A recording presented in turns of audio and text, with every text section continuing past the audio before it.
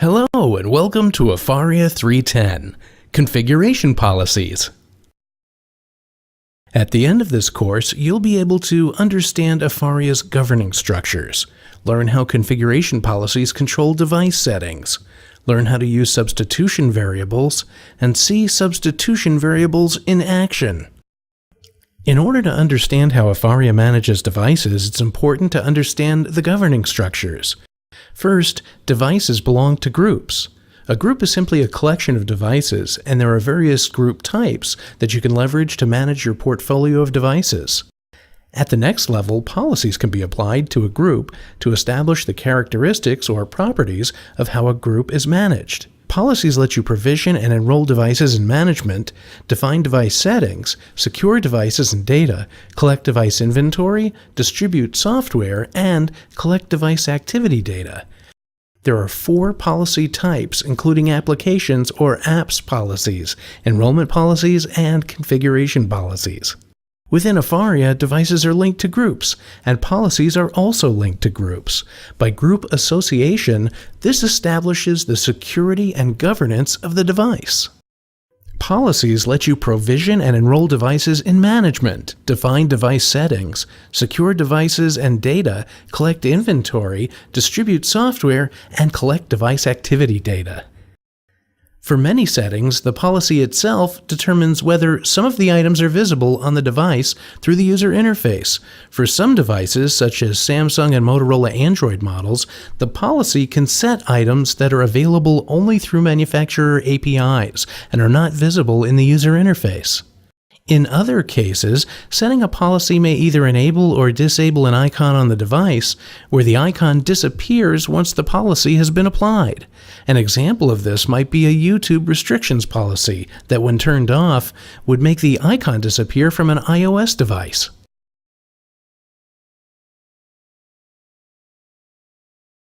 Configuration policies control a wide variety of properties within your portfolio of devices.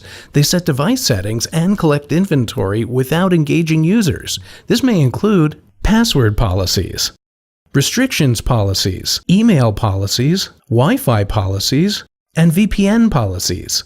Web clips, or icons that represent hyperlinks to content, can be sent to iOS devices. A web clip can provide fast access to a favorite website or to a video, for example. This is useful for providing access to content that may exist on an internal or external websites or training videos on YouTube. Some of the more creative uses for web clips include links to training videos or enterprise compliance policies. When a device is out of compliance, you could, for instance, automatically deploy a web clip to the device.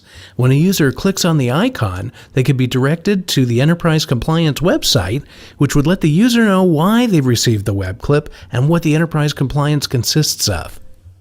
Certificate policies enable you to deploy security certificates to a device, which may, for example, enable an application or support VPN access. Inventory on some devices can be collected from the device, which would include hardware, installed software or apps, or both. Afaria can collect an enormous number of data elements from inventory collection, and this data is incorporated into the Afaria database for reporting and for actionable policy management. If configured to do so, Afaria may also collect telecommunications data from the device, such as voice, data, and text message transmissions. Telco data captures the event and properties of the event, but not the actual voice message, data message, or text message contents itself. As mentioned earlier, Afaria collects hardware, software, and telco data from a device and incorporates the data elements into the Afaria database. From there, you can extract many of those data elements into what are called dynamic views. That, in turn, can be attached to a dynamic group and then utilized to create additional policies that could be deployed to one or more devices as a result of the selection criteria. Since a device can belong to more than one group, this is a great way to use the extensive inventory data to creatively manage your devices. One very important thing to note is how device manufacturers control the constraints of the configuration policies. For Apple and Windows devices, a single set of Application Program Interfaces, or APIs, is created to control the devices. For Android devices, this is very different. Google licenses the Android operating system to the device manufacturer. From there, a manufacturer can make adjustments to the operating system, which is Unix-based, and can therefore make it specific to the device. Now, when you consider the hundreds of Android-based devices on the market at any given time, and the fact that multiple versions of the operating system also exist, this becomes problematic as the device manufacturer may or may not enable certain policies for the device and may have a limited set of APIs or a robust set of APIs and everything else in between. Afaria will be constrained by a device's available APIs, but generally, if the API is available, Afaria would incorporate the API into its policies.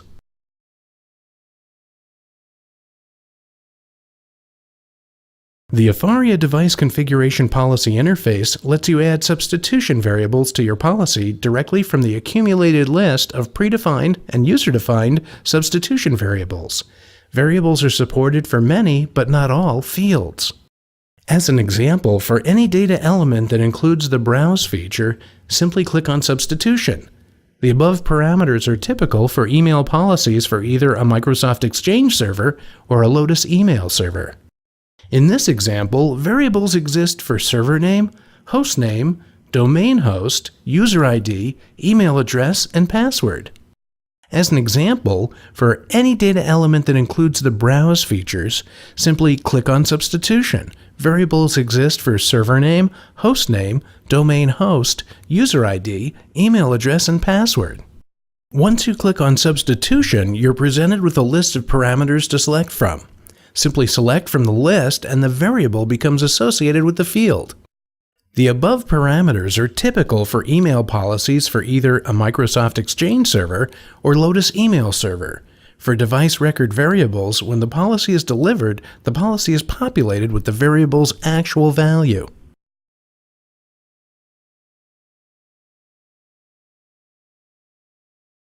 As an example of how to use substitution variables, let's take a look at how we use these when we enroll a device.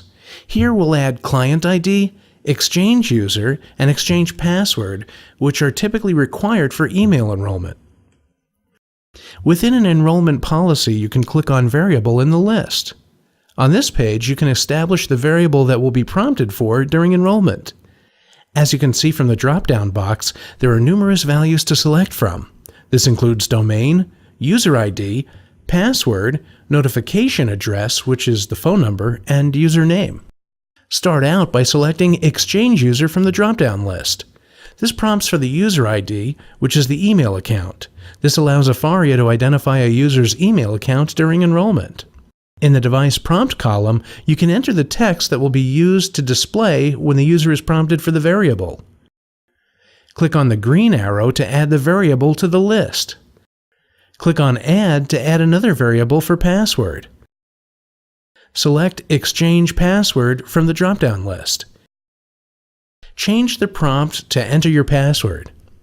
Note that you can change the entry mask value to No.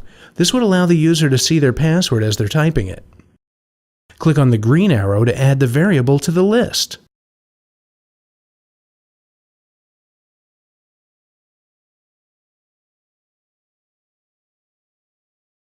On the device, you can see how this translates to device prompts during the enrollment process.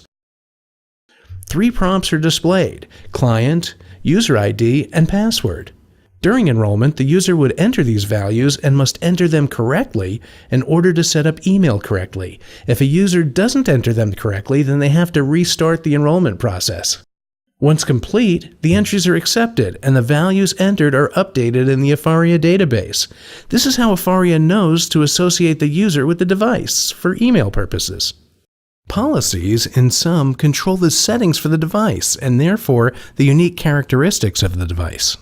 By deploying various device policy settings, you can uniquely control your devices according to your security and governance requirements. And because devices and policies are both assigned to groups, you have seemingly endless options for control.